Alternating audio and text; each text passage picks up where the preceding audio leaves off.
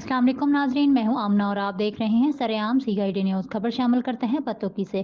پتوکی تحصیل head quarter ہسپتال میں doctors اور پیرا میڈیکل اسٹاف کا دوران ڈیوٹی بے جا موبائل فون کا استعمال۔